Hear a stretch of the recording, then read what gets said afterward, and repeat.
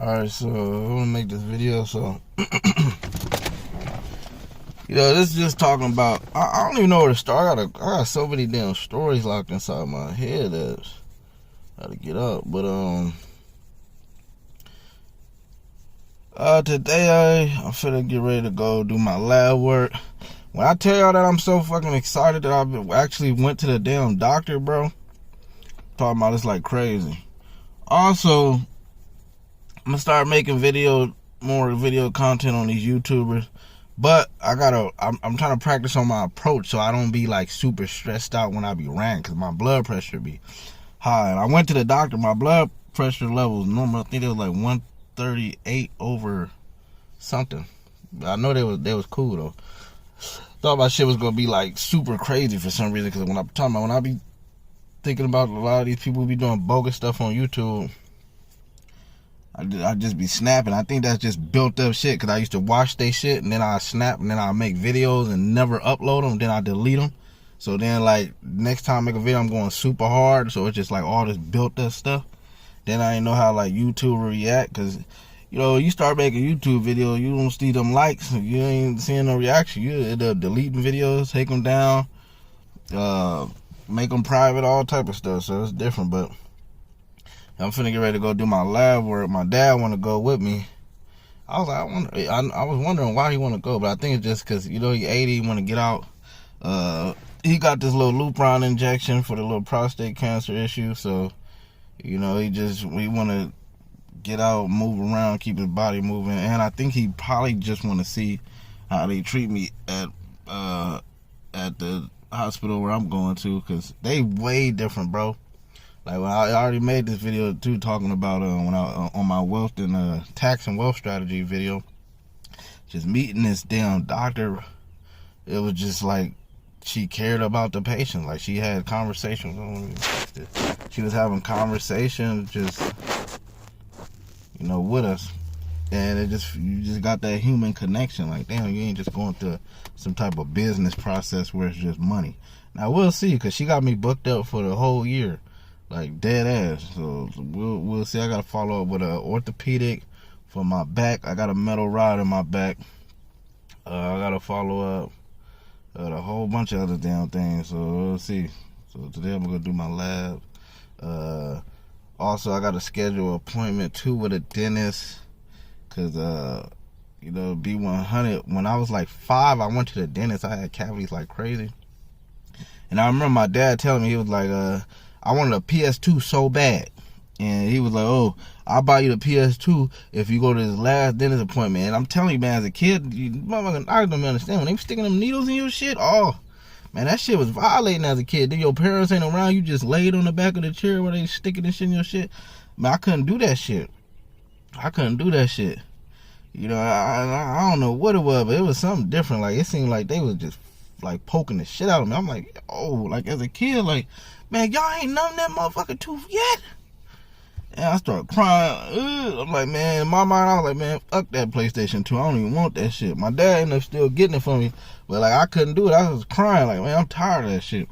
So anyway, like, the feeling fell out like over years, and I haven't been to the dentist since 5 years old. I'm being 100. Like, so like calcium buildup, drinking alcohol and all that shit just went crazy, and it went real crazy. I remember back in 2015, my teeth didn't have calcium buildup, but when I started doing the alcohol abuse shit and going crazy, that shit just tear your shit up.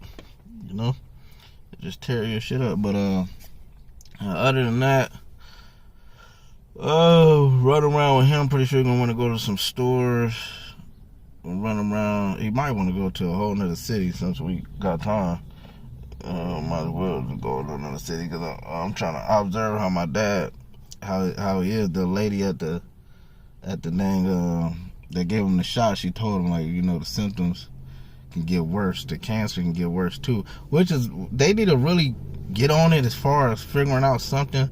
Like, when you take the Lupron injection for prostate cancer and Casodex, the Casodex is supposed to prevent the hard side effects and whatnot.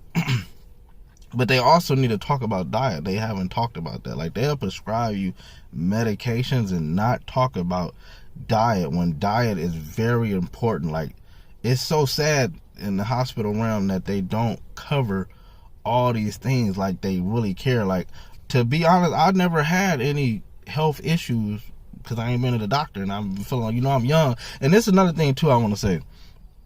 When you young, bro, doctors try to tell you, oh, you're young, don't worry about it. No, because I'm seeing all you old people go through this shit. Like, me watching my dad, bro, like, I'm getting to the point where I'm, like, I know once he really leaves this earth, I'm never going to eat meat no more. Because, like, all the shit that I watch him eat, we both know that it causes cancer. But, you know, like, when you're in struggling areas, it's like, well, even if they tell you to eat healthy, it's like, what the fuck do you do? Because, like, there's so many fast food places around you.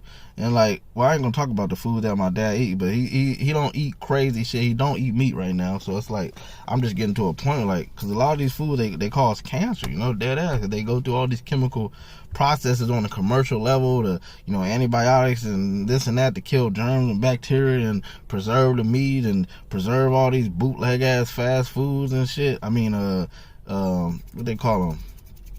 Damn, the little, you know, type of foods in the store, whatnot. I forgot what they call it. It's a word I can't think of it, but it's just too much stuff. So we'll have to see, man. You know, they should have talked about diet, because I know that blueberry, I eat a lot of blueberries. You know, I was going crazy.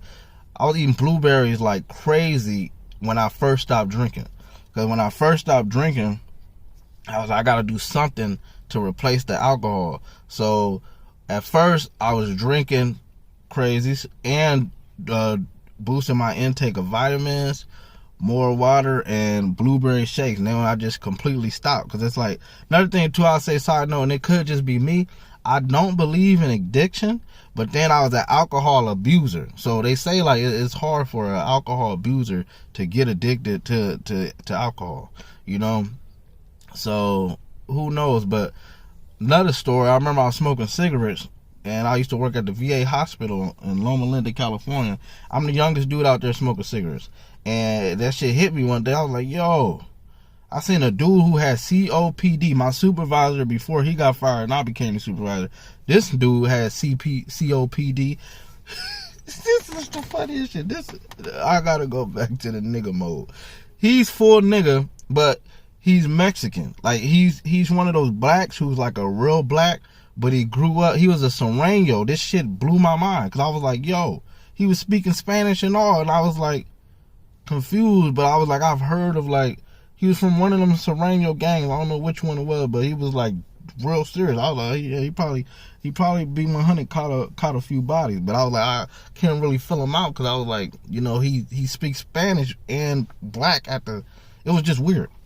Anyway, this funny story is that we're cleaning the hospital. We're the custodian there, you know, and he goes to the department for the COPD and starts talking to the lady, trying to get like a free diagnosis. Like, it was the craziest shit. I was gonna say diagnosis.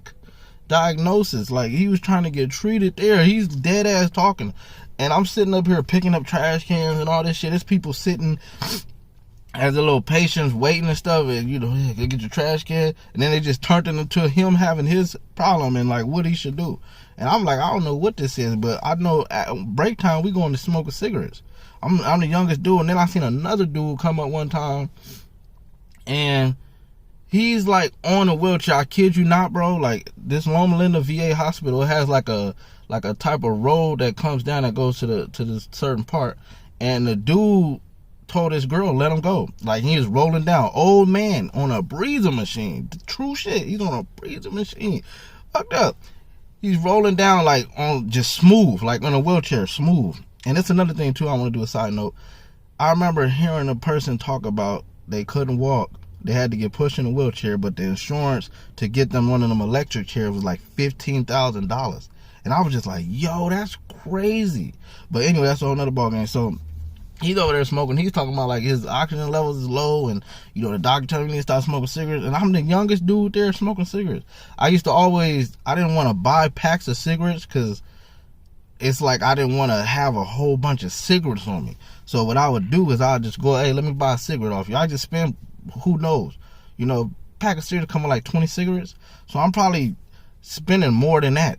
I mean, just in dollars, because I'm just like, let me buy a cigarette off you $1. Some people take the dollar. Some people don't want to take the dollar because it's like, you know, they like, you know, it's weird. And, you know, these are all veterans. I'm not a veteran. But, you know, a lot of people up there like me up there. And it just blew my mind. But what I wanted to say was that with the addiction part, I went to the little clinic to get a little pamphlet. And I started reading up on addiction. Now, all the thing that you would hear when it comes to stopping smoking cigarettes, and, you know, it'll blow your mind, because I'm starting reading like, oh, yogurt is a trigger, coffee is a trigger, fruits is a trigger, like the sugar and fruits. And that shit started freaking me out. I was like, y'all be instilling this addiction in people by telling them this shit. Because I'm sitting up there like, I see a lady eating yogurt one time, and I don't know. I don't remember if she smoked cigarettes, but I remember I was like, I think I'm gonna start eating healthy. It kind of triggered me. Like, I'm gonna eat healthy. But I was like, oh, that's gonna make you. It's to trigger cigarettes. By me learning that in a book, now I'm associating all these foods and shit with cigarettes. So right off the back, anytime I see these, since this is new to me, I'm gonna be thinking, oh, cigarette. So then I was like, whoa, hold on. I don't believe in addiction. Like, I believe in having a strong willpower, stuff like that. So I was like, man, like, they instill that shit in you, bro. Same thing like with alcohol, but can't really say because I was an alcohol abuser. So, like, I never believed in addiction. And when I stopped, I just quit cold turkey last year in March. Dead ass. Like, I got tired of having a little hangover because, you know, I had started drinking wine like crazy. I was like, oh, that's healthy. You know, trying to defend, like, oh, it's healthier. It's wine and grapes and this and that. But to be honest, a lot of that shit be bogus ass shit. It ain't like they really putting it through the process of how they used to really make wine. Like, today it's a real demand for it. So it's like they put the ethanol and then they do all this shit to it, and it ain't real alcohol. Like, my dad used to get Parmesan. He used to say, oh, because it's made out of real grapes. But then I find out it's not made from real grapes anymore. It's too commercial now, to where they do some shit and then they put color in it to make it look that color, and then they just lie and put a brand story on it. And I'm just like, hey, that's business. So they do shit like that. But, you know, so I was just, you know, out there smoking cigarettes and whatnot. You know, stop the drinking. But back to the cigarette story. It used to blow my mind. I just be out there just blowing cigarettes. I'm talking about I'm smoking cigarettes like crazy. Even when I was homeless, that's how I started smoking cigarettes. When my baby mom came to Colorado, and shit just went haywire. You know, motherfucker, I was making good money out there. I was like, oh yeah, let me, you know, I'll be able to get us a place and all that shit. Ended up getting fired. Drinking. Hangover, crazy. I was hangover, lost my phone. I was toe up for 2 days. Couldn't even find my phone. By the time I found my phone, you motherfucker, ain't come get your last check. And I was like, sheesh. But what I should have did, I should have begged, like, hey, please, something happened, like an emergency. But I couldn't get in communication with my boss. And then when I went up there, they had it all securitized because it's a medical facility. You know, I worked at this company called Terumo BCT, a little medical facility. So they took my badge, they deactivated my badge, and then I had to go to the security office, and they wouldn't let me talk to the dude. So they just gave my check. Oh, sorry, we can't do that. I was like, man, fuck. Deactivated my work email. I was like, man, damn. That was a good ass job, bro. Good ass job. And I was able to make my own paycheck, work second shift. I could have worked first shift, but first shift, we used to get into it with them because they used to always be on some weird shit, and everybody was mad that I came there, only there for a month, and got, you know, supervisor lead position. They was feeling some type of way. They was like, oh, it's because he's young and all this shit. Like, nah, motherfucker, I just understand protocol, you know. Y'all motherfuckers will be up here not taking shit serious because it's a medical facility and a whole bunch of shit has spilled on the floor, and I'm sitting up there calling a team like, hey, we got to get this done. So I go to a manager. Motherfuckers ended up getting in trouble, and then everybody liked how I just called that out, because it's like, I understand the importance, bro. Like, I've been in janitorial. Something spilled, especially medical, that's dealing with people's blood and all that, like, any of that shit get contaminated, it's a wrap. Like, then what it was, some girl had spilled glitter, and it got all on the floor and into the inside. So I'm sitting up there, I'm supposed to go to lunch or break, one of the two. I'm like, I gotta get this something, walkie-talkie and everybody, ain't nobody coming. Motherfuckers just took their shit serious. I'm like, y'all niggas need to come get this shit. Emergency. We could simply go back to lunch afterwards and make up, because I'm gonna make up for my lunch if any type of thing like that. Papa, I'm getting all my hours in, for real. But I said all my hours, I'm getting my hour in, or my 30 minutes. But anyways, I'm gonna end this video, upload this. I got another video I want to talk about, so I'm out.